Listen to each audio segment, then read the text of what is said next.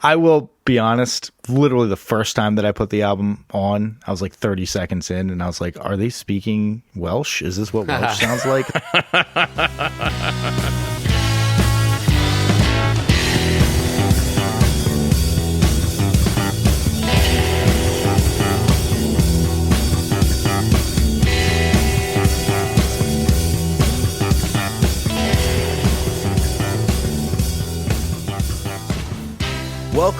Welcome to another episode of 1001 Album Complaints, the show where lifelong friends, musicians, and complainers break down some of history's most influential albums, randomly selected from Robert Dimery's 1001 albums you must hear before you die. Now, we're going to tell the backstory of this record. We're going to play a lot of clips to help you get familiar with the music. And at the end of this podcast, we're going to vote on whether or not you really needed to hear this album before you died.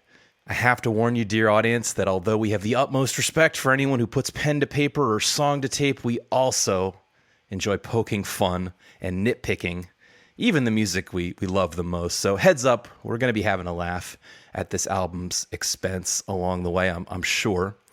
And you know, because you clicked, today we're going to be diving into the Manic Street Preachers album entitled The Holy Bible.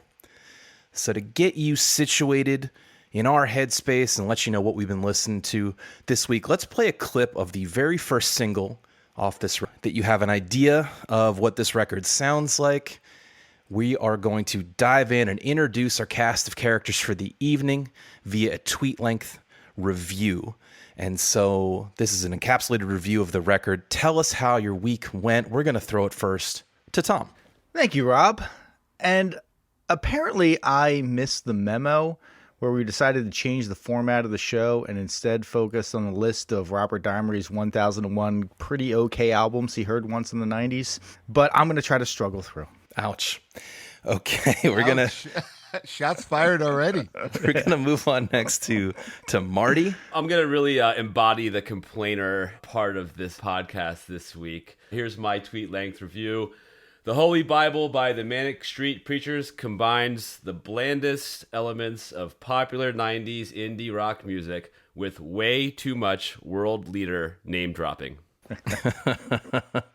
Okay.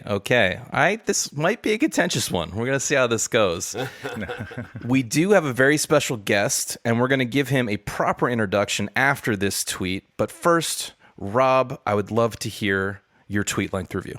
All right, here we go. Wordy, dense, alternative hard rock. Check. Batshit crazy lyrics featuring politics, misanthropy, and human suffering. Check. Band member lyricist suffering from mental illness who mysteriously disappears after the album is released.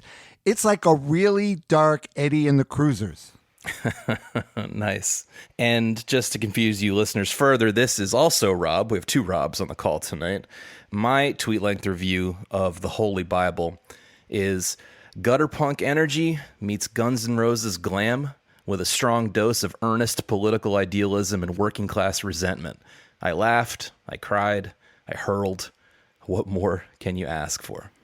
Oh, I think a lot, personally, but we'll get into it. I'm excited to get into the backstory. Did a lot of research this week. Really wanted to try to get my head around what was going on with this band and this record. But before we dive into our general impressions and then the backstory of the record and then eventually some of the songs, I want to introduce our very special guest. It's Rob from the That Record Got Me High podcast. Thank you so much for coming. Tell us a little about the show that you do over at That Record Got Me High and why people should go over and listen to it. I'm going on my 6th year doing it. Started in 2018. Every week, I basically have a guest on. They bring a record that got them high, and we talk about it. It's very similar to you guys in that it's just the vibe of it is people who just love music talking about it, tearing it down, track by track. So very similar. We do also.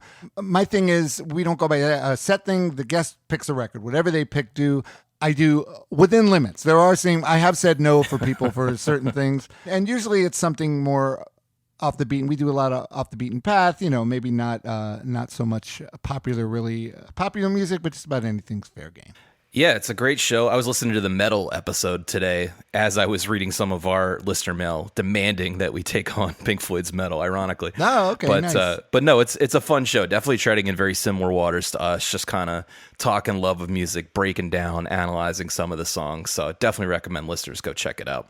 Well, we're excited to hear your contribution. I know you're also a guitar player with tons of experience in the music world from years past, and so I'm excited to hear your thoughts on this record as we get in. So perhaps that's just a segue for us to talk a little more deeply, to expand a little bit on our general impressions here. And maybe I'll kick it back to you first, Rob, to get hopefully a ray of positivity into this otherwise dark story. Yeah, I mean, I could tell already this could be a little contentious because I'm curious to hear. I mean, I think a lot of what you guys were alluding to about the record is fair. It's all very fair, but I'm just wondering, I'll be interested to hear how much you really guys know about the backstory and actually the story of this record. And for me, this is one of those things where, Joy Division, when you listen to Joy Division after you know, like, Closer, their second album, and you know that Ian Curtis took his own life on the eve of them coming to the U.S. on their tour, you can't separate that from the music anymore. You know that information, and it kind of colors everything. And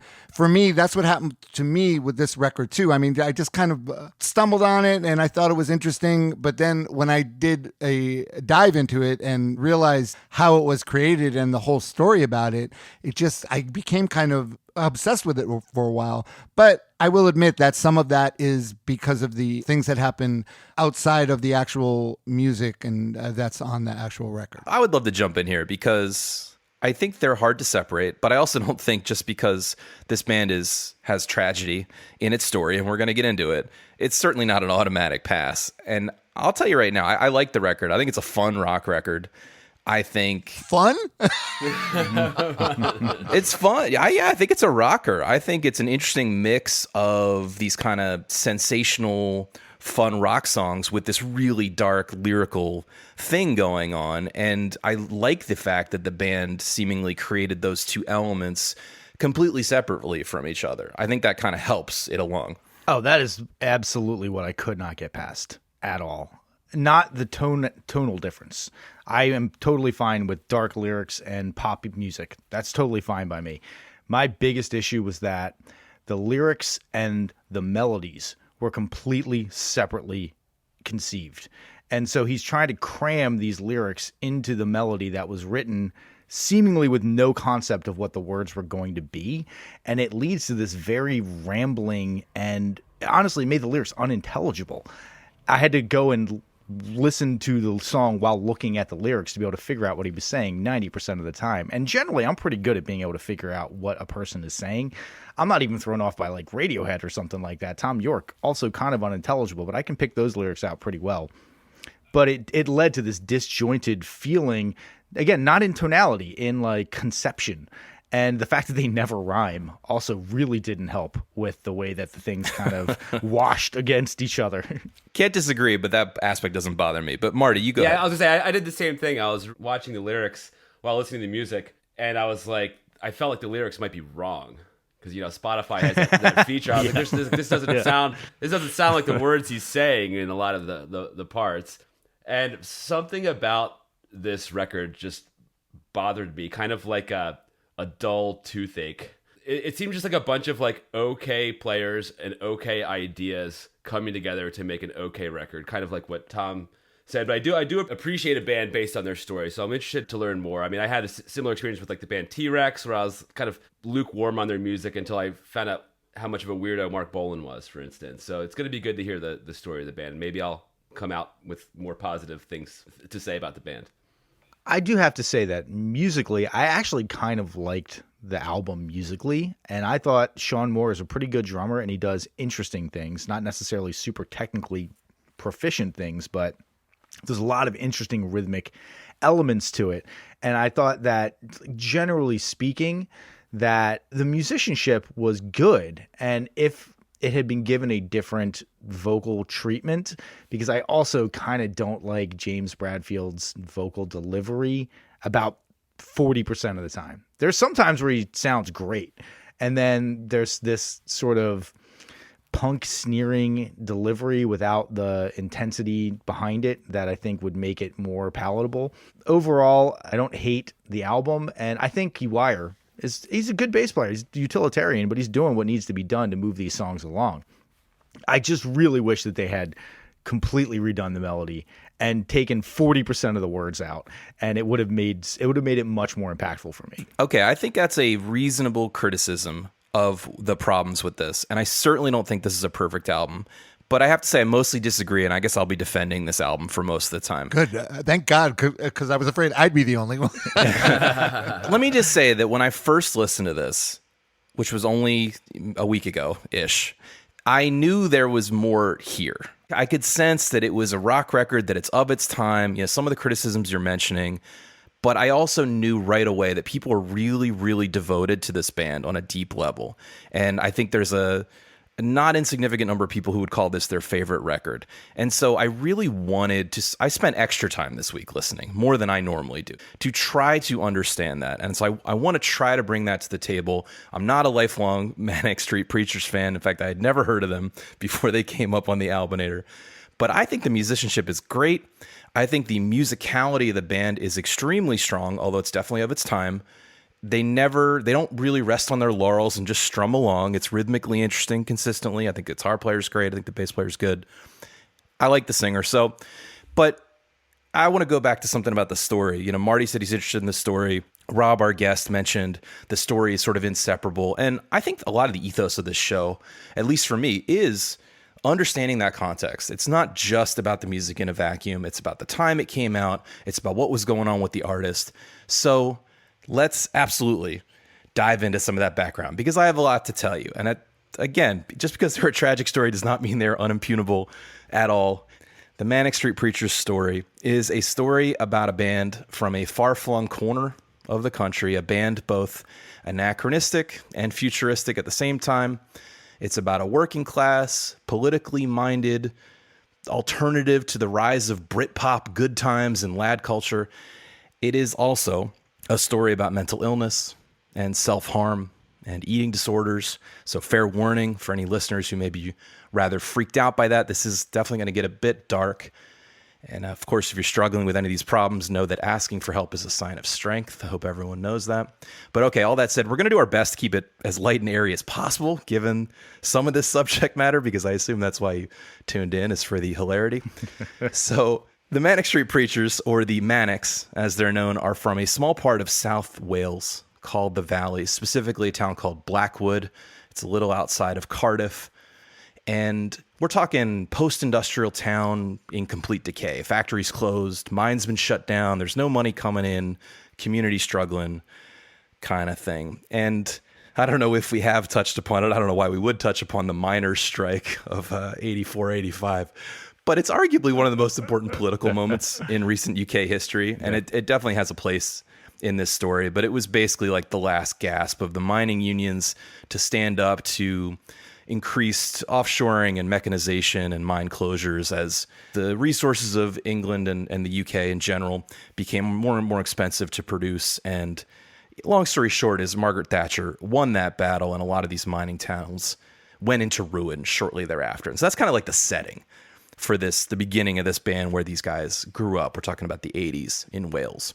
So first, let's just talk about the band members themselves. We've already alluded to some of these characters. There's 4 people in this band. One guy is called James Dean Bradfield. He's the lead vocalist and the lead guitar player.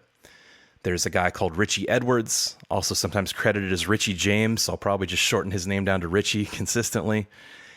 He's a rhythm guitar player. I'm going to use that term very loosely because he actually does not play a note of music on this entire record, but he wrote, let's say, something like 75% of the lyrics and was considered the de facto leader of the band. He also helped with things like the design and the production for the band. There's a guy called Sean Moore, who's the drummer, and a guy called Nicky Wire, who plays bass guitar. That is a stage name because he's really tall and skinny. So let's talk about where these guys came from, right? James Bradfield and Sean Moore, the drummer, are actually cousins. So not only are they from this small town, but they actually lived together from the age of 10 because of a divorce in one of their families. And the rest of the gang all knew each other from primary school on. They originally formed a band in 1986 when they're all about 17, 18. This would be in high school in Blackwood in Wales together. And the original name of the band was called Betty Blue. This was a 4-piece with a fourth guy who was not Richie. It was a guy called Miles Woodard, whose stage name was Flicker. He actually was originally playing bass in this original incarnation of the band, but within a relatively short amount of time, by 1988, this guy Flicker leaves the band because he doesn't like how far away from hardcore punk music they're going. So, like all great musical stories, Nicky Wire decides, now they are in need of bass player, and Nicky Wire goes, well, I'll just switch from guitar to bass. So they're basically the same thing, right? Basically the same thing. You don't need any specialized skill to play the bass. So he switches over, and they're a 3-piece for a while. And the way their songwriting works, even back then, is that this guy Nicky writes the lyrics, and then James and Sean, that's the guitar player and the drummer, finish the songs from there. So it's actually interesting. I didn't really get the sense that they wrote simultaneously. I more got the sense that they wrote in an assembly line, which I agree doesn't make sense when you listen to the recording, where it does seem like the melodies are trying to fit in the words. But I think that for this album particularly, especially with what Richie Edwards was going through, I get the sense that he was a lot more removed, right, from the rest of the band members, and was maybe kind of doing this stuff like in his room alone and delivering them, so yeah. Yeah, I'm just saying I'd never heard that they literally wrote them in parallel and smashed them together, meaning words written in one place and melody and music written in another place and then kind of pushed together. Instead, it seemed like it was always being described as lyrics first, hand off the notebook, and then we'll go ahead and write the song. But I agree, if you listen to what we get on the record, it doesn't sound like that. So at this time, this guy Richie is a friend and a roadie for these guys. He's been their buddy since elementary school. He drives them around between shows. He helps them with some of their early design work, some of their press releases. He has, by his own admission, zero musical talent, but they opt to make him a full-time member anyway as a rhythm guitarist, even though he literally would fake play a guitar that was not turned on stage, at least in the early days. Yeah, there's a video of them playing the Reading Festival, and he's like just miming. You can tell he's just miming his guitar up there at Reading, and he's not even playing. I mean, he's playing, but he's obviously, his amp's not plugged in. It's a little bit of a weird situation, but they obviously felt he had other aspects to contribute. His big contribution, like we said, is writing, right? So he starts getting in there and writing lyrics, collaborating a bit with this other guy, Nicky, who was also writing lyrics, helping them get more and more political. It's the reason I gave you the background of their kind of they have this working class chip on their shoulder. They're from a town where there's very few jobs, very little opportunity. People are poor, and they're mad about it. Oh, are they really? Are they upset? I could not tell from these lyrics. This guy Richie, he's a little bit of a Syd Barrett type in all the good and bad ways, I think. But he's kind of this personality who's hard to take your eyes off of. He's like, they talk about when they get on stage with him, just somehow, some way, he just becomes the focal point. He's the best looking guy. He's the coolest dressed guy. He just is one that people want to stare at for whatever reason, right? Rob, we fucked up by getting good at our instruments. We should have just focused on our outfits. That would have helped. Found that guy. Yeah. Hit the gym more, go to the fucking thrift store, get some cool outfits. We could have made it happen, man. I don't love this part of the story, but I have to say that if you choose to interpret it as they were such great friends, they wanted to help this guy along, I think that part resonates with us a little bit, right? Like, I'd rather be in a band with my friends than some stranger who happens to be really great at their instrument, and we've all, well, at least two of us have been through that exact experience. We had John on bass. That's why I played the drums for a period of time. Right. Come around to 1990, they get signed by a record label called Damaged Goods to a 1 EP deal. The EP is called New Art Riot, and it's done in part because of the braggadocious press kit written by Richie. Like, he would just write bragging, arrogant things about how great a band they were, the best band in the world. I'm sure partially being tongue-in-cheek, and just send it out to people. Like, he was good at promoting this band, right? Rob, I'm beginning to understand more why you really like this band, because that's exactly what you did back when we were in the shop. Like, they're the greatest band ever. Yes. We actually can barely play our instruments, but, listen. Fake it till you make it is a good strategy, dear audience, right? So on the strength of that EP, they get signed to a slightly bigger indie called Heavenly Records. One is based in London. They record some singles, and they're starting to get some heat, right? But before that even comes around, they're starting to get a rep in the UK music press as being these very political, very intense post-punk guys. And here I'm going to reference one of our favorite bands that we get written to about the most, which is Gang of Four. They definitely love Gang of Four. They're kind of in that mold of a band, let's say. Listen, Gang of Four appears a ton in my notes for this album, specifically in a non-complimentary way to this album, because as much as I shit on Gang of Four when we did it, I have come to really like that album and listen to it kind of frequently. And they have a lot to say as well, but they say it in a way that you can understand, and it gives it so much more weight when there is a meter to what you're saying. I don't care about the melody. The melodically delivered in a flat way like they do on Gang of Four is fine, as long as it sticks to some kind of meter and you can sort of understand what's going on. Again, I'm not trying to get back into talking shit on this album, but that muddled the message for me a lot on this. Yeah, I hear you. And I have to say, I mostly listened to this album this week without thinking too hard about the lyrics. And I know we talk a lot on this podcast. We go back and forth. Different people say, oh, I'm a lyrics guy. I'm not a lyrics guy, such and such. But the reality is, I think you can and should switch your mindset at different times to different things, depending on what's going on in the music and what the music is sort of telling you to focus on. So I do still think it's a fair criticism, Tom. I'm just saying that I think the music can be enjoyed without diving too deep into the lyrics as well. But okay, I wanted to mention that as they are this very intense, kind of overly serious, maybe, political band, there is this one journalist from NME called Steve Lamarck, who isn't buying it. He's not buying the hype. He's been sort of combative with them in his articles. He's throwing them shade while he's reviewing other bands, which feels like bad form, but also it's like something we would do. Yeah. Maybe he could come on our show. And so there's this story. He goes to a show one night around this time, and he talks to Richie, who, like I said, he's the de facto leader after the show. And basically he's being adversarial, and he's questioning about the band's commitment to the political causes that they write songs about, that they espouse, and questioning their commitment to those causes. And during this backstage interview, Richie pulls out a razor blade and starts cutting into his own forearm the words "for real," the number 4, and the word "real," apparently while continuing to talk to this guy that he doesn't really like that much. And the journalist doesn't really know what to do, so he just keeps asking questions and conducting this interview as normal. And this brings us to a dark as hell version of our favorite segment here, By the Numbers. The first number I want to tell you about is 17. That's the number of stitches Richie needed after this grotesque affair. And look, at the time, Richie had been getting into self-harm.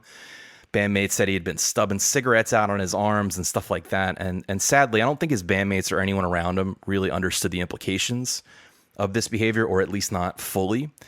The cutting into his arm after that show was kind of seen as this like brazen rock and roll press stunt that was basically reported and photographed that way. It's like Ozzy biting the head off a bird, or so something like that. Something like that. And by the way, there is a picture of this. I do not recommend Googling it. I'm kind of sorry. I looked at it. It's really grotesque. Oh yeah, it's horrible. And of course he went straight to the hospital after this. I mean, we're talking about a lot of blood here.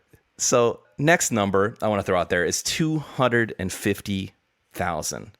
That's in pounds, the contract they signed with Columbia Records within a week of this attention-getting incident.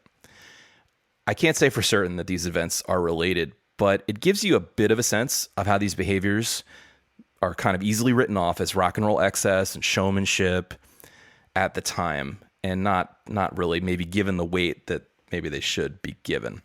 I do think that the British tabloid press certainly played a part in their rise to popularity, right? And we kind of talked about that in the Oasis episode recently, where they released a single and got a little bit of fame and then started being crazy assholes, and the tabloids were like, these guys are easy to write about because they're sensational, and that spiked their popularity, got a lot more eyes on them and a lot more ears on their albums.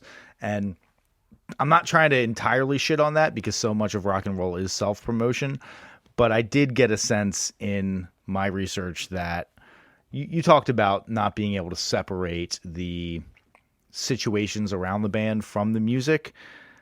I don't really like that a whole lot. I like the music to kind of stand on its own, and some of this seemed like it was overly hyped because of some of their eccentricities, and then they leaned into those eccentricities lyrics-wise because clearly that's what's getting you attention, right?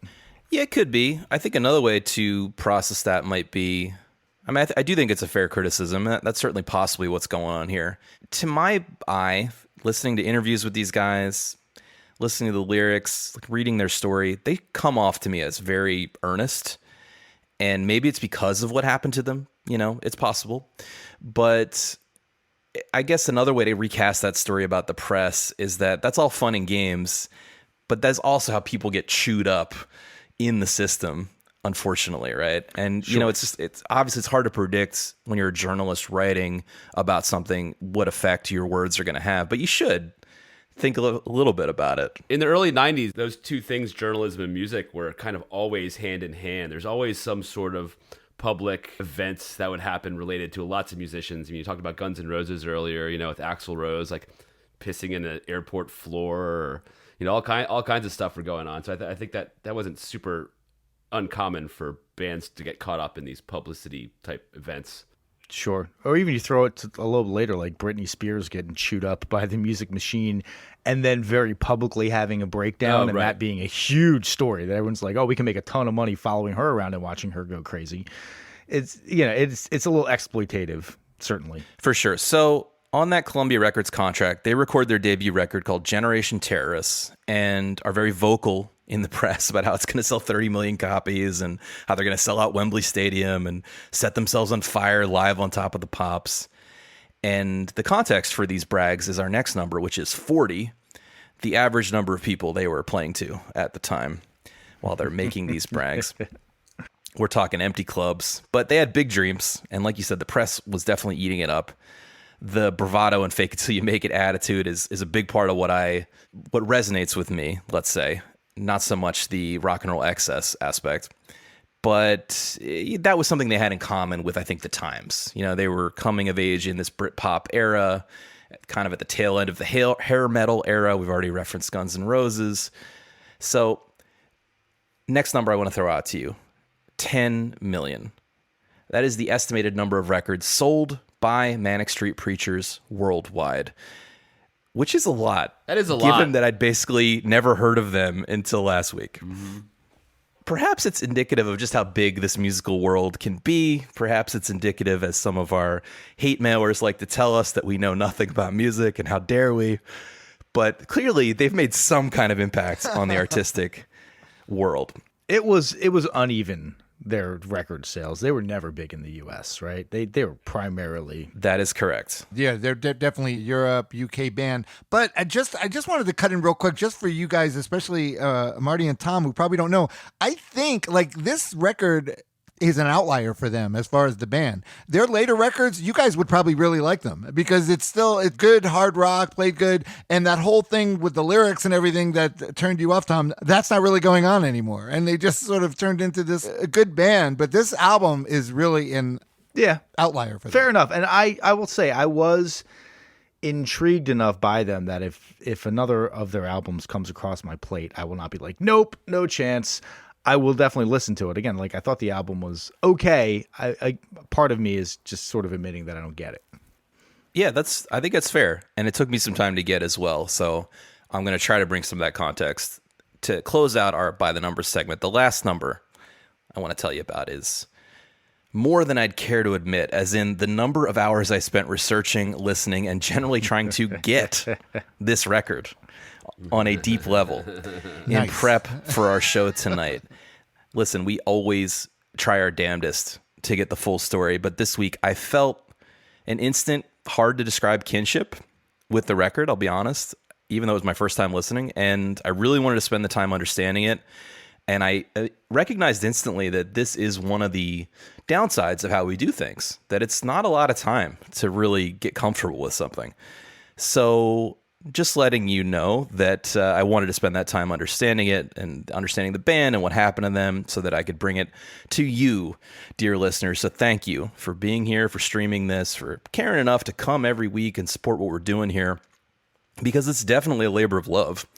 And we're trying hard to bring you well-researched, behind-the-scenes stories every week with a heaping dose of hilarity, which is perhaps most important, as I mentioned, when the subject matter turns dark. So thank you. You can support us, of course, by sharing this podcast with a friend or an appropriate fan group online, or leaving us a 5-star review.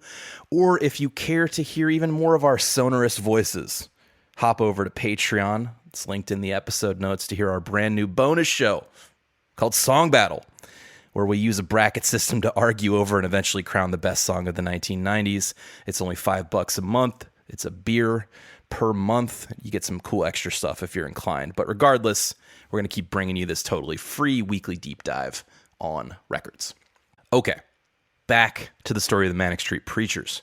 So these guys are overtly political, as we mentioned. They're leftist in the style of their heroes like The Clash, and they're very working class. And there's this, at the time, as now, there's the growing strain of nationalism on the rise in the UK, especially via a political party called the BNP, the British National Party, which I only brought that up because, of course, Morrissey was supporting this political group even back then and draping himself in the British flag and saying Britain for the British. And anyway, this led to a little minor flame war where Ritchie called the Smiths in the UK press the biggest disaster which probably happened to the UK. This is just the saddest day in our lives, that this is the future of rock and roll. All right, I like this album a lot more now. Yeah, right. The point, though, is that in their mind, and I do think this is sincere, that there is a clear and present danger that Britain and Western society in general is moving backwards, and it's fuel for their writing and for some of their shows. So, okay, let's flash forward a bit to try to get up to where the record is. So their career is on the come up. Their first record comes out in 92. They sell 250,000 copies of that record. Like we said, it's mostly a UK phenomenon, but they tour through Europe and the UK. They gain fans. They're UK press darlings through this time. They make a follow-up with more money called Gold Against the Soul. That's released in 1993. It's recorded in some old manor house with lots of bells and whistles, and it has disappointing sales, although it actually makes it to 8 on the UK charts. So it charts better, sells worse. The band sort of hates it from the jump, citing... Not as good a record, yeah. They felt like the corporate influence of the label and the corporate money, they kind of lost sight of themselves during that period and got a little unfocused with some of the rock and roll decadence that with money being thrown at them to make the record, right? They're still a working band that does not have a lot of money, though. I can't stress that enough. That continues for a little while yet. So you're telling me they sold 250,000 copies of their album. They don't have any money. And this is in the late 80s, where even if they got $1 a record, it's not bad.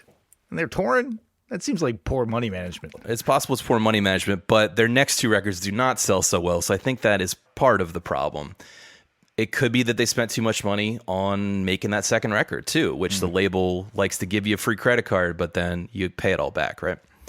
Point is, they're trying to get back to their roots. And Ritchie in particular starts writing a bunch of new stuff at this time. Some of it's influenced by a band field trip to Dachau, the concentration camp. Hard to believe, right? Yes, that's hence the cheery attitude of this. I get it. Yeah, I just want to interject real quick. If you're wondering how depressing this album is, it doesn't have one, but it has 2 songs about the Holocaust. Yeah, it's kind of rough. And he's also doing lots of reading on historical fascism and all of the terrible parts of human nature. He's quoted around this time as saying, "Evil is an essential part of the human condition, and the only way to get over it is to recognize it's in all of us." And this guy was depressed reading about like all the horrible things humans have done to each other. I know that the two aren't necessarily connected, but probably doesn't help a whole lot. Gives you a sense of the mindset. So they have this bleaker set of lyrics, and to match the bleaker tone of the lyrics and remove themselves from the corporate money fountain a bit more, when Columbia, and actually the imprint they're on Columbia is called Epic Records. When Epic Records, which is a subsidiary of Columbia, ask where they want to record their next record, they say, let's do it on the cheap. Let's do it in Cardiff at a very small studio. In fact, I think Epic Records wanted them to go to Barbados or something like that. Like, go ahead, rack up the bill, see what happens. But they're like, no, let's stay in town. They go to this place called Sound Space. It's run down. It's in the red light district of Cardiff. The Manics, they call themselves, this is a little pretentious, they call themselves method musicians. Like they're trying to live and breathe what they're talking about. I can understand where they're coming from. But basically, they were really stoked about this location. They thought it would help bring back their focus, bring them back into their playing, the opposite of, like I said, rock star decadence. Okay, so we talked about how Nicky Wire and Richie would typically work together, but apparently during this period, Richie kind of took over. He's credited with, they can't quite decide, but something like 75 or 80% of the lyrics on this record. And part of the reason for that is that Nicky Wire, I guess, was happily married at the time and wasn't depressed at all. He was he was in a good spot. Whereas Richie was feeling inspired by the doldrums of life and all this reading he's doing and visiting concentration camps and all the other encroaching chaos of the world, right? Yeah, I can see the happily married Nicky Wire coming back and being like, I've been thinking that our taxes are too high. Maybe we should cut some of those social programs now that I'm a homeowner and I guess, I got a wife and kids to support. It all starts to change. By the way, speaking of his name, Wire, I watched some live performances. I think he's only 6'3", but he towers over the other members of this band. Wow. It's kind of scary. Interesting. He's like significantly above average height, and I think they must all be at least slightly below average height. But okay, he looks like he's on stilts or something. Okay, they're just a bunch of malnourished Welsh miners or something like that. So by the end of '93, they've written the songs to mostly Richie's lyrics. They head into the studio in January of 1994, and a little more context for the mood here, as if we weren't already in enough of a bummer, is James, the lead singer's fiance, dumps him, and their longtime manager dies of cancer right at that time. Yo. So there's really a cloud over them, in particular the death of their manager, who was a close friend of theirs. They credited him with a lot of their success up to that point. And, I give this context not only because of what's on the tape, but because of what happens to Richie, mainly in the next 12 months or so. So, as we alluded to during the sessions, Richie doesn't really do too much. He doesn't have much to do. He doesn't do anything musically, in fact. And like I said, I think he's actually playing real guitar on stage at this point, at least some of the time, but he doesn't play a note on this record. So his part's kind of done, but he hangs out at the studio every day anyway, drinking, crying, sleeping in the control room all day, every day. That's what they said. And it's so really very Syd Barrett-esque, sadly. The band, on the other hand, is like super energized. They like the new songs. For the trio, there's like this renewed sense of purpose. They were really excited to return to what they called a fearlessness about commercial failure, which is coming, I assure you. So they're telling the engineer's just some local guy, cheap guy. They want the music angular. They want it essential. The whole band is taking this very disciplined approach to recording. So again, opposite of rockstar decadence. They're showing up promptly every morning at 10. They're working for 12 hours straight. And so they get through it, right? They finish mixing it. Everything's done in May of 1994. They mix it in a different studio over in London. The mixing engineer is a guy called Mark Freegard, who had previously worked with the Breeders. In fact, he gets a co-production credit on Last Splash, along with Kim Deal. And he talked about how his goal was to accentuate the flat, suffocating nature of the record. And again, I think the production on this record is quite good. I kind of feel like the criticism so far has been about maybe the songwriting or how the songwriting and the melody fit together. But to me, the production and the tones on it are excellent. I would agree. I think it's mixed well, too. There's not a lot of muddiness going on, not a lot of stuff running together. And I also agree with the tones. I think that they didn't just stick the knobs in one place and say we're done. It's just how the whole album's going to sound, which a lot of bands do, and it's not inherently terrible, but this did seem like it was more thought out in terms of production than I was anticipating when I first started listening to it. Yeah, fair enough. Okay, so they released the first single from this record, Faster, the one we played at the top. They booked some summer festival gigs. They go on Top of the Pops, a very popular television program in the UK. This performance causes a record 25,000 people to call in and complain. I watched it. It's very punk energy. The lead singer, James, is wearing a ski mask, which UK listeners might call a balaclava. the entire time. They are all wearing a bunch of random military garb, like cobbled together from military surplus stores around Europe, and there's sort of pillars of actual fire around them. And to be honest, it seems fairly tame by today's standards, but definitely exciting in rock and roll. I guess the ski mask was an unintentional symbol of the IRA, or either the band said that was not intentional. Oh, yeah. So some folks were pretty freaked out by that, but it's got energy. And I have to say, like, watching these guys live they seem very exciting. I think the songs pop in particular there. Sure. And, you know, I could see them actually being supporters of like a Welsh independence movement or something like that. That would probably be philosophically in line with what they do, what they're into. You know, I did not get any hint of that, actually, that they don't seem that engaged with Welsh nationalism. Perhaps it's because it's been beaten down so much, because I don't think any of them speak Welsh. I could be wrong. Listeners, correct me. And, you know, we covered another Welsh band on the podcast many moons ago called Super Furry Animals. And they were also, you know, they were friends with this band, at least to an extent, and part of this movement called the Cool Cymru movement, which is the Welsh term for Wales, where there was a renaissance of Welsh music happening around Cardiff at the time. Super Furry Animals were a part of that. Manic Street Preachers were a part of it. So, but I think in both cases, I remember we alluded to something like the Super Furry Animals might be pro-Welsh nationalism, and some listener wrote in, it's like, no, they don't care at all about that.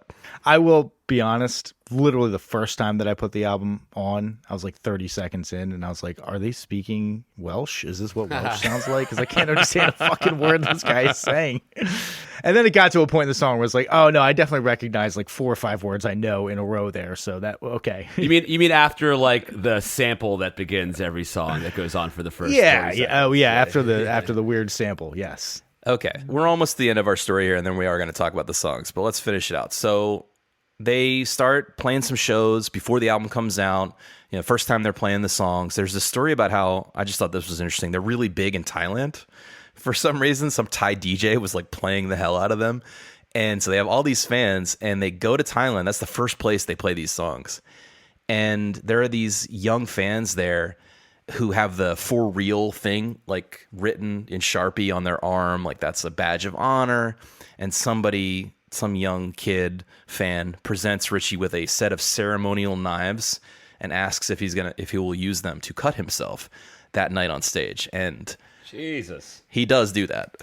So shit is getting dark, right? So back to the UK. It's July of '94. Their single's out. Richie's drinking and self-harm has become life-threatening, and he gets committed to a hospital for treatment. I couldn't get much detail here as to exactly what happened here. Could have been an actual suicide attempt. May have just been him losing a bunch of weight, because it seems like he was also struggling with anorexia at this time. And as an added context, the song on this record entitled 4ST7LB is a reference to 4 stone 7 pounds, also known as 69 pounds, which is the weight below which death is said to be medically unavoidable for an anorexic. So he's struggling with a lot of stuff. The band, for their part, decides to keep their summer gigs as a trio, in part to promote the upcoming album that isn't quite out yet, and in part to have money to pay for this private hospital that Richie's at, because obviously they really want him to get better. So here we are finally at the release of this record, right? The Holy Bible, a not at all arrogant name for your album. yeah. So this is August 30th, 1994. It comes out to a mixed critical reaction and doesn't sell that great. NME compared it a lot in their review to In Utero. And I should mention that Kurt Cobain's suicide was on a lot of people's minds that year, because that was the same year he committed suicide in April. And NME says stuff like it's a sneering, hateful, merciless, intelligent, articulate, nasty, raging assault of scattershot sound bites. It's not elegant, but it's effective. I don't quite think it's a bad review, but it's not terribly nice. And they definitely make light of Richie's mental state and things like that. So anyway, the record debuts at number 6, but it sinks quickly after that. And that's probably in part because it happens to come out on the same day as another record we covered recently. Oh, definitely maybe, right? Which is Oasis's Definitely Maybe. Same exact day. Just so you know, now this one is certified UK Gold, which is 100,000 copies. It has sold a decent amount, but not as much as their first record. and not a lot by the standards of, I think, what Columbia was expecting for them. But, retrospectively, by the early 2000s, it's considered a classic in the 90s. It's remained very popular in the UK. Melody Maker listed it as the 15th best album of all time on an early 2000s list. NME listed at 44 on a similar list. And Kerrang!, Axl Rose's favorite magazine, placed it at 10th. So, okay. We're going to round out our story here. We're almost to the songs. The album comes out at the end of the summer. Shortly thereafter, Richie is back out and playing with the band. He's on Prozac now. He's working a 12-step AA type program, so it seems like things are looking up. And he's writing a bunch of new stuff. And he is quoted as saying he wants the next record to sound like Nine Inch Nails meets Pantera meets Screamadelica, which is a Screaming Trees album. They play some holiday gigs in London. They end up trashing their instruments at the last gig, which I've just never been a fan of. But apparently it was totally spontaneous for no reason, and it definitely did not make sense financially. That was a $26,000 bill between their equipment and the venue's equipment, and they definitely did not have that money at the time. Damn. So, yeah, you're right. They weren't really financially managing themselves very well, I think, overall. Okay, and now to the thrilling conclusion of our story. Come February 1995, James and Richie were set to fly out to America ahead of the band just a little bit to promote the upcoming big album tour with Sponge. Oh. Remember those guys? Oh, yeah. One of my favorite karaoke songs. Is their song Plowed? Was that their one? Yeah, Plowed. Is it? Yeah. That's my karaoke jam. I love that song. Is that really? Oh, yeah, man. Oh, man. I'd never liked that song. Well, Apparently the British joke was like they couldn't believe why all these because Sponge to a British person is a cake. So they're just like, why are all these American bands named after food? They thought it was right, ridiculous. exactly. Yeah. That's a different band. Okay, but unfortunately, the day they're meant to fly out, Richie doesn't show up. This is February 1st, 1995. He just disappears. He left all his belongings in his hotel room, although they ultimately found his passport back at his apartment in Cardiff, indicating that he at least stopped back by there. And a couple weeks later, his car is found by a toll bridge somewhere near Cardiff, and he's never been seen again. No body's ever been recovered, so it's remained a little bit of a mystery. Now, a couple pieces of information. The band say he was slightly obsessed with the idea of faking his own death and disappearing from the entertainment world. Something he talked about a lot. But the bridge part seems to indicate a suicide, and of course the tabloids jumped on that instantly. The battery in his car was run down, perhaps indicating he'd been living there for a little bit. But also the steering wheel had a lock on it, like a low jack thing. Club thing? The club, the club.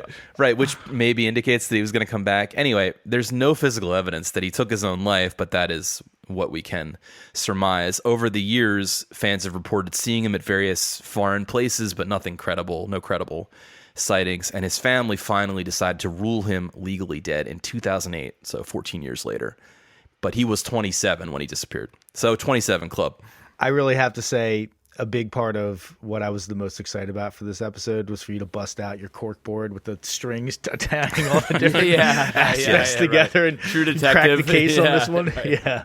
Has anyone, I guess it's impossible to know, but has anyone ever pulled off the fake your own death and disappear from the limelight maneuver? Like, has anyone ever come back from that and said, like, yeah, that's what I did? Because it would be a cool move.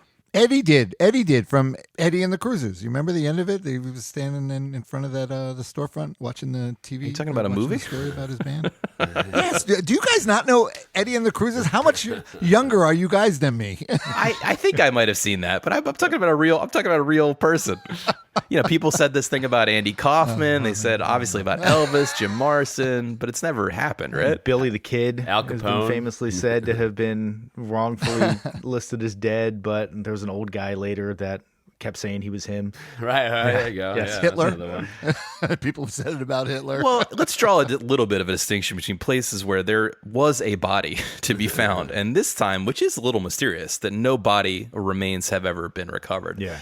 It's not that crazy, but it's definitely a little bit of a mystery in the modern world. So, Isn't that what happened with Jeff Buckley? Didn't he go swimming and his body was never recovered? Yeah.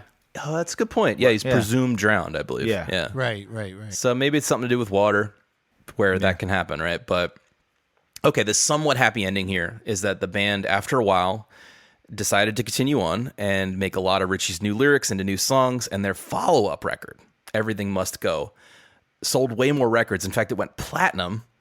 That's 1 million sold, and it's actually on Robert Dimery's list as well. So, Tom, it will be coming across your desk eventually. Yeah, I'm going to have to be washing my hair that day. I'm sorry. And I should mention, they continue to tour today. In fact, they're playing Edinburgh Castle this summer, where Tom and I used to play when Tom was a drummer. No, I'm joking. They're playing the real Edinburgh Castle. We played a crappy club in San Francisco. Shitty bar in San Francisco that I actually think is closed, which is a huge might be. bummer. Yeah. I mean, it should. The fire department should have closed it a long time ago. Absolutely. That was very not safe. But no, they're still on tour, and they stayed a trio from there, and they always have a mic set up for their old bandmate, and I believe they still give 25% of everything they make to his estate. Oh, that's good. That's cool of them. Okay, I know it's been a long and depressing story, but here we are to dive in and talk about these songs. You guys ready? Let's do it. Yeah. Okay, let's play a clip. We're gonna go chronologically. On the album, I like the guitar work on a lot of this album. Notice that it has kind of like a math rocky type thing happening with how the guitar lines are written, which was interesting. Also, this song has good harmonies, which I'm not sure who's surprisingly good harmonies, right? Yeah. Which I don't know who else was singing. It was James, and I don't know who else is singing. Maybe it's just James. I think James basically, he's the singer, and I think he overdubs himself. On this song, particularly over the chorus, I thought his voice sounds great over the song. I really liked when he pushes and when he's actually just kind of belting. I think he sounds really good. I think that some of the times he doesn't, but we'll get to that later. But there's a lot of elements that I like in this song. I just feel like there's a lot more words than there needs to be, and it prevents me from getting a rhythmic sense of the melody that kind of blends with the rest of the song. Yeah, I sort of hear you. I do like this song. I think it's a success. It's not quite my favorite, but it's one of my favorites.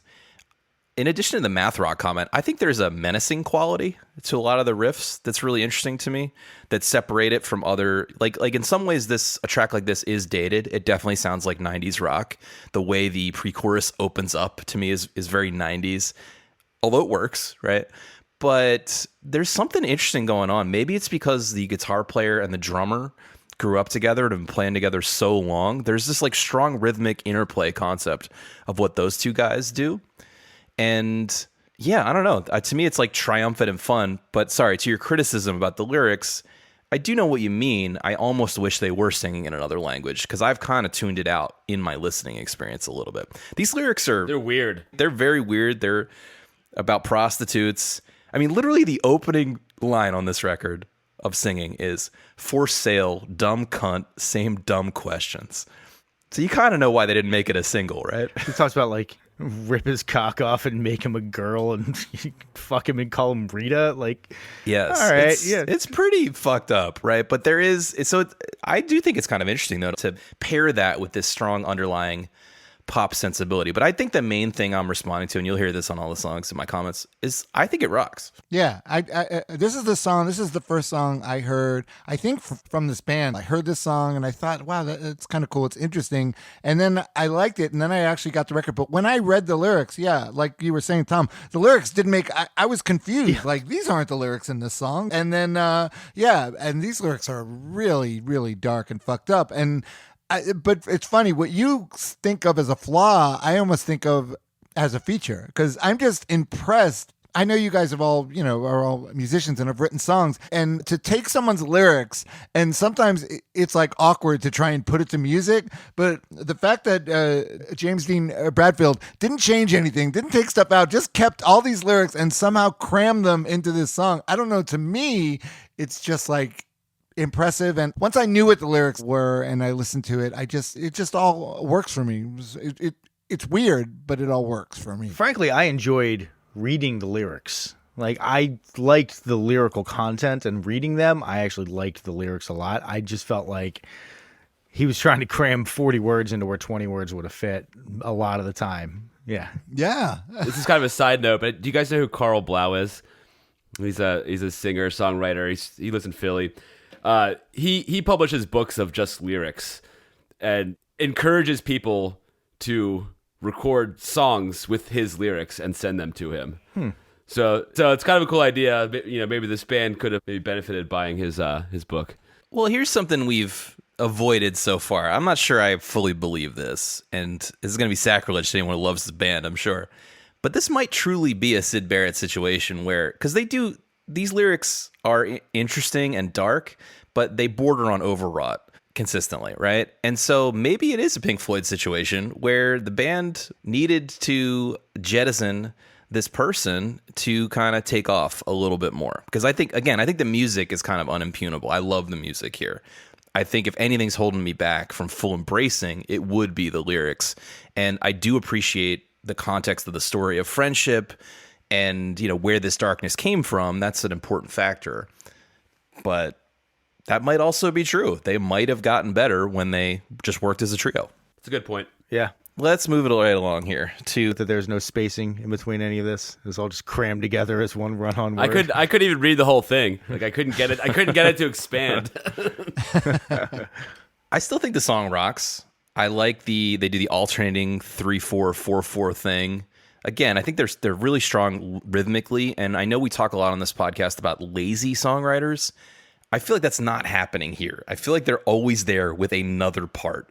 They don't just repeat the same thing. They write more stuff. I think this is my favorite song on the album.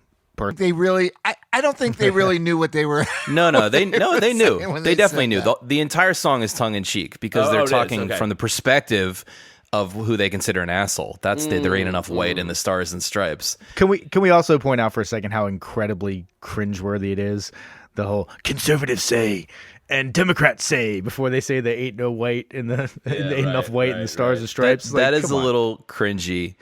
But I do, just to compliment that section at the end, the guitar solo rips in this song, and it's in there for the perfect amount of time, which is to say not too long, and then that's when it goes into the brand new Fuck the Brady Bill section. And sorry, it was just alluded to, I just want to make sure everyone knows the Brady Bill was a law that mandated background checks on gun purchases from around this time. So that was a topical reference, right? Oh, I remember that being raged against in my household growing up. Fucking Brady Bill, goddamn. The chorus of this song reminds me of like good Green Day, like maybe American Idiot, the good part of the American Idiot Green Day stuff. There's a triumphant power punk element to it that I like. I got a little Queen vibes there too. We mentioned this context, but I think that's the other important context is they're at a weird time in history where the most popular thing in Britain is Britpop, where they're doing the opposite of talking about anything in particular, right? We talked about it on the Definitely Maybe episode. It's all about going out and having a fun night and having a beer and being a rock star, and that's it. That was very popular at the time. So politically charged stuff just wasn't, and I think similarly musically they're maybe in line with their peers because Green Day would have been not too far around the corner. They probably came out in 94 as well, Dookie or something like that.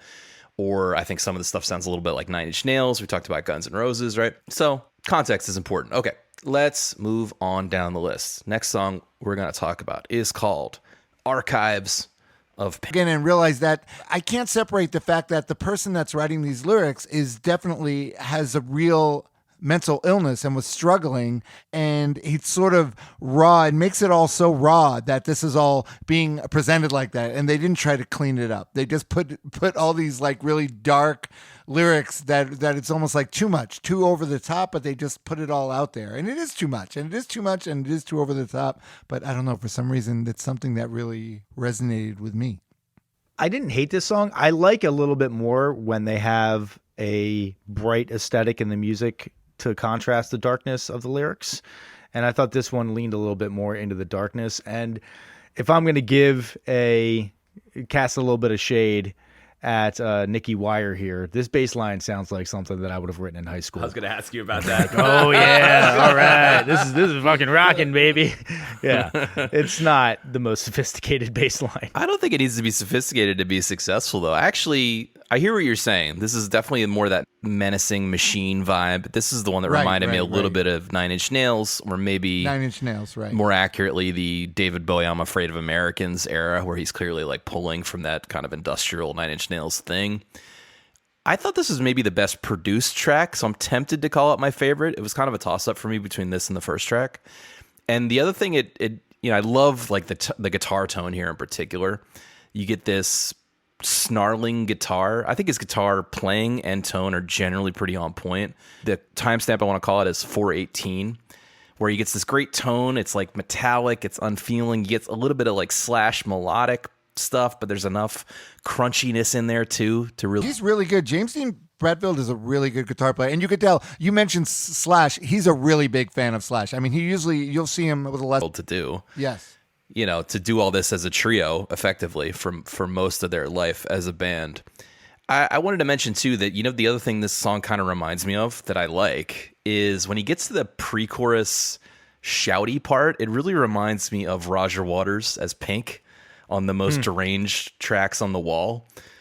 So it really has a vibe to me that I just respond to. So I think it's great. Yeah, you like that the Syd Barrett narrative is kind of running through you. Absolutely, dude. I'm a big sucker for four on the floor, straightforward beat that then has a part where it's just halftime, which happens in this song. Which it's such a hacky kind of easy thing to pull off, but for some reason, but they're just the opposite of lazy when it comes to musical writing, and that's a breath of fresh air for me, especially in rock music. I think it would have been easy to phone a lot of these sections in, or repeat more sections, or do a little more strummy strum. I mean, you're a freaking trio, right? It's okay. Let's move it along. Like, this is the song that I was immediately like, oh my, like, this is way overdone. You're just name checking historical figures and making like casting aspersions on their sexual tendencies. This was a fail for me. Yeah. I'll be honest. Of an album that I really have been kind of obsessed with, Wild and Love, this is my least favorite song on the record for that reason that you're saying there now. I don't know what the fuck's going on. Yeah. Well, I'm glad we all agree because I put it on here as my low point as well. I feel, in addition to the lyrics being the weakest and the most infantile, I really hate the production. I think the production failed them here as well. You have this underwater guitar thing combined with the weird underwater vocal effect. It's too busy. And then the verses, he almost sounds like that 30s radio announcer that Tom likes to do sometimes. Oh, the Atlantic accent?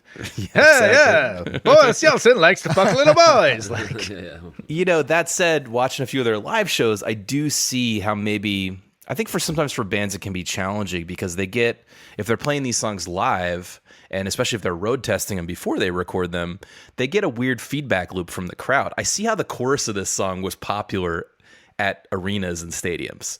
It's simple, it's chanty, it seems exciting, in spite of itself. I just don't think the rest of the song supports it. So this ended up being the second single on the record. I guess that's what I'm saying, is they really believed in this song in a way that we don't. Maybe it's because the record company felt it was the least offensive lyrically. I'm not sure. I think just like you're saying, the chorus is kind of catchy when you hear it. So that's probably what they thought. Oh, that's kind of a catchy chorus. But you know what? I'm curious. I was going to ask you, did any of you hear the U.S.? Because when they did I'm asking any of you, what I know, you guys, you guys definitely did not. But the 10th anniversary, the label was so unhappy with the mix that they turned in that they had it remixed by that guy, Tom Lord Alge.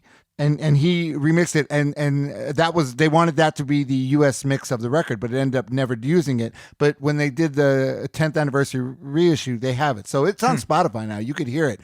And the band liked it better, and I'll be honest, I actually like it better too, because it is more of just a real rock and roll mix of it. The guitars are more forward, and it just sounds more bombastic and mixed. That definitely would have helped. Yeah. I just felt like there was not nearly as much going on in this song as there were in other songs. It seems more simple in its overall construction.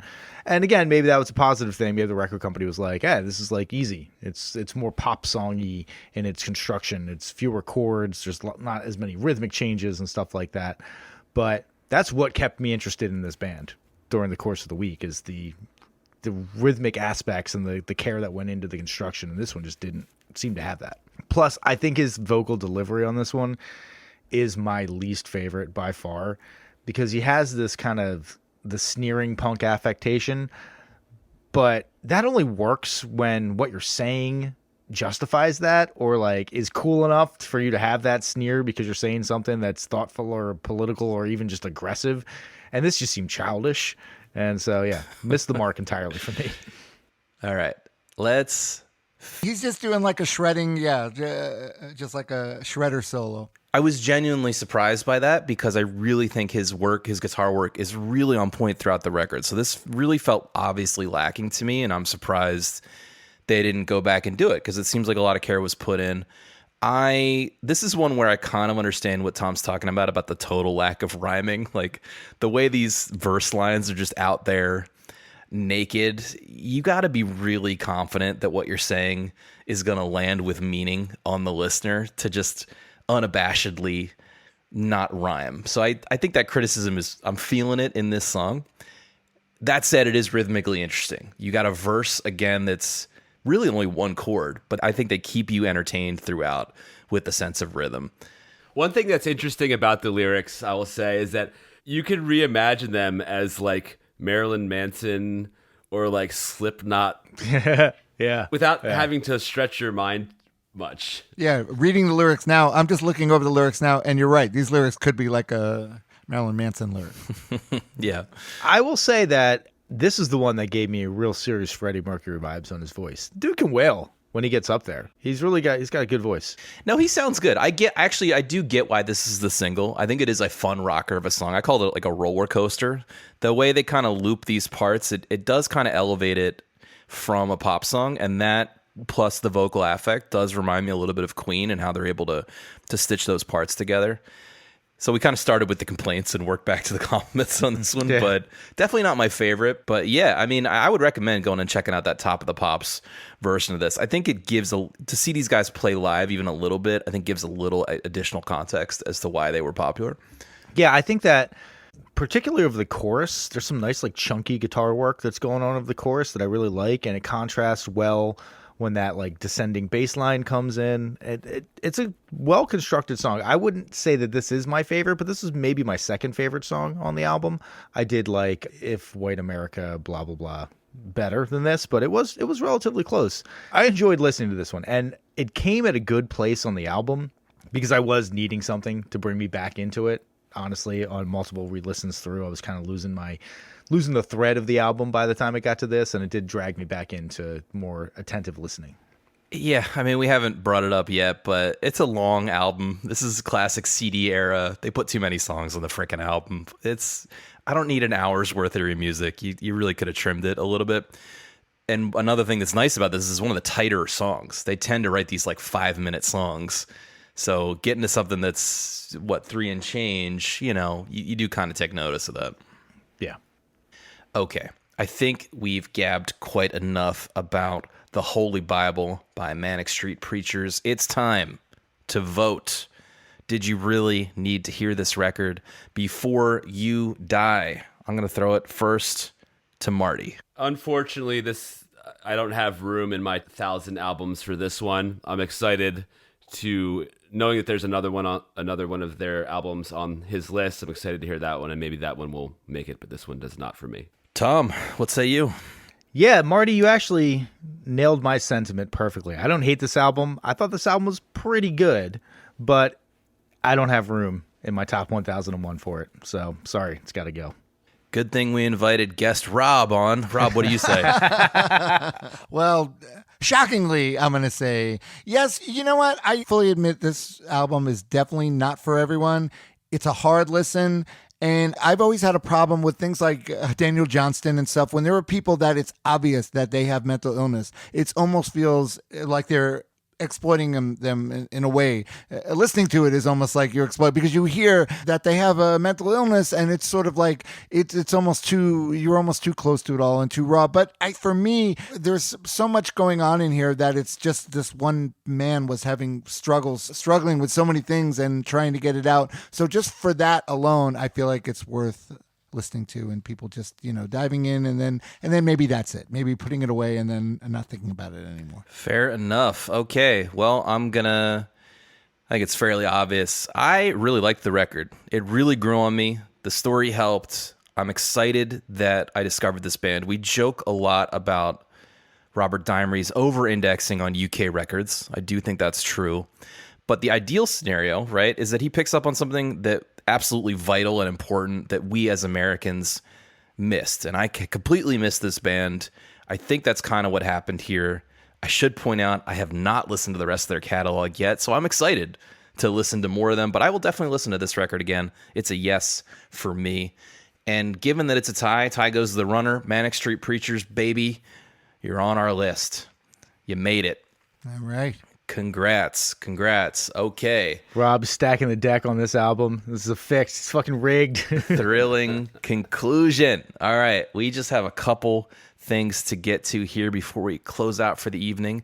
The first one, the microphone's going to stay with me. We're going to dip our hands into the old mailbag and read a few missives from our lovely listeners. So I have the mailbag here. And the first one is Eric from Red Lion, PA. He says, hey guys, I discovered your podcast a while back and I've been obsessively listening. I finally caught up to real time today and I agree with you a lot and also shake my fist at you on occasion. For instance, your hate of Eric Clapton almost equals mine. All right. Here's a few comments. Steve Earle, you're so wrong. Guitar Town is a fantastic album and the title track contains what I consider to be one of the greatest single lines in any song, which is I've got a 2-pack habit and a motel tan. I think we called that out as being good amidst the record not being that great. Yeah. Listen, I'm open to reinterpreting Steve Earle, by the way. I do like his acting, and that must have been in the first 25 episodes, right? So I feel like we've softened a little bit. Did they really write Eric Clapton? Or did you just... I read these exactly as they're given to me, Marty. How dare you? Yeah. Oh, wow. Okay. In as much as I can read while I talk. But okay. Another comment. I listened to Cyndi Lauper today, the episode we did on the Cyndi Lauper record, She's So Unusual. And how did you miss it? The synth solo in All Through the Night is a straight up Hooters riff. It sounds like half the stuff on the Hooters Nervous Night. It makes sense because a good portion of the band was on that album, but they recycled a lot. Well, I haven't listened to the Hooters album ever, and don't plan to be honest. But they were a PA band, so I guess this they guy were. from Red Line must be into them, yeah. They were. Well, actually, he closes by saying, by the way, I grew up in Baltimore, so I appreciate the long O's I hear in your accents. Keep being both entertaining and annoying. I have no idea what you're talking about. Yeah, seriously. Maybe if we did a phone call, we could figure it out. But yeah, I don't know what he means. Yeah. Okay, and I have one more here from the archives. Ethereal Jack writes, I just wanted to say, as I listened to your Maggot Brain episode, and you guys talked about a character called Amp Fiddler. An interesting generational connection is that he majorly helped a young kid get his start in music and sampling. A guy who changed hip-hop and drumming forever, one Jay Dilla. Thanks for the podcast, guys. And as context, because there wasn't a lot of context in this missive, I looked this up. Amp Fiddler was a touring member of Funkadelic and Parliament in the 80s and 90s. I actually wasn't on that episode, so I don't quite remember what we said about him. But apparently while he was on the Lollapalooza tour in the early 90s, he introduced both Jay Dilla and Q-Tip to the Akai MPC sampler and loaned the machine to them so that they could start learning it. And to say this Akai MPC sampler changed hip-hop is a gross understatement, by the way. But it was a fairly new piece of technology at the time. And he was apparently very generous with teaching them how to use it. So it sounds like this guy Amp Fiddler, which is a great nickname, may have kicked off the next generation of music right there. Awesome. Cheers. Love that context. Love everything you write in. If we got it right, if we got it wrong, if we missed something, if you just want to yell at us, we'll take it all. Send us an email over at 1001albumcomplaints@gmail.com. We'd absolutely love to hear from you. Now, there is only one thing remaining here, which is to get our homework for next week. I'm going to throw it over to Tom, who has the Albinator, I believe. Thank you very much, Rob. I do have the Albinator, and frankly, I am too depressed to make a funny joke about what the Albinator is doing based upon what the album was this week. So we're just going to pull that Albinator out and have it run through its programming here. Very sophisticated program the Albinator has. So without any further ado, drum roll, please. We will be listening to...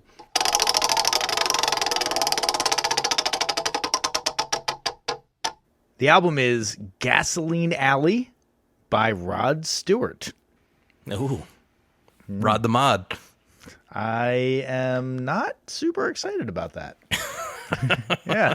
You super don't pumped want about to that one. dive into Rod Stewart's solo catalog, Tom? How dare you? No, I really don't. Once he stopped working with Jeff Beck. with Jeff Beck, I'm not interested at all.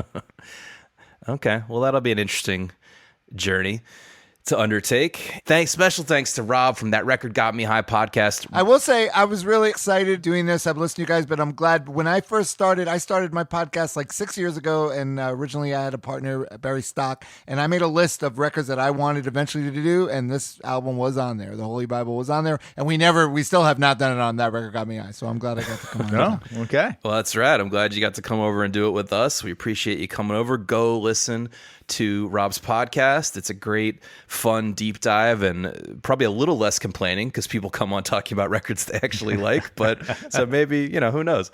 But go check it out. We thank you, Rob. We'd love to have you back sometime. For now, for 1001 Album Complaints, signing off. I've been Rob. Marty. I've been Tom. Boosh.